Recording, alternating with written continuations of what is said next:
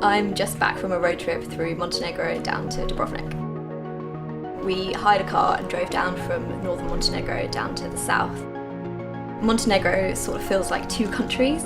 In the north you've got pine tree forests, lots of lakes and mountains, lots of snow as well, and just a few hours to the south you've got this Adriatic sort of Mediterranean coast, a lot of warmth and great seafood. In northern Montenegro we stayed in first a place called Croatia, which is right up in the mountains, and you've got these tiny A-framed houses that are built for snow and these tiny little villages. Then we moved on to Dermatol National Park, which was fantastic, really, really beautiful scenery, and because it was our ski season there were hardly any people there. We went down to central Montenegro, which has the Ostrog Monastery in, which was definitely one of my highlights. It's a sort of blindingly white, tiny monastery built into these mountains, and no one knows exactly how they were built. After that we went down to the Bay of Couture. The defining moment of the trip was driving round a bend to see the bay appear, and you just see this navy blue mass of sea and the little villages below. We stayed in the walled city of Old Town Couture, which was amazing.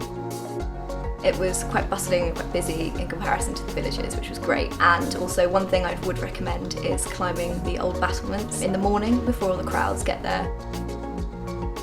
The scenery everywhere in Montenegro is amazing. Driving through the country really builds up a picture of the country as a whole. We drove across to Dubrovnik. Dubrovnik itself, when it comes into view, is really spectacular. It's just like something from a fairy tale, and the walls of the city are really prominent. Dubrovnik was amazing, particularly for the sunsets. I think the 2 days we were there, we sort of based our plans around where to see the best sunset. Also, you can get the cable car up to the top of the hill in Dubrovnik, which I definitely recommend. Overall, the experience was completely different to any other trip I've been on. I think it was partly due to the road trip element of it. It was also about getting back to nature as well, with the lakes, with the forests and the hiking. I'd 100% recommend road tripping through Montenegro to anyone. It's completely under the radar, it's very different to any other country I've experienced.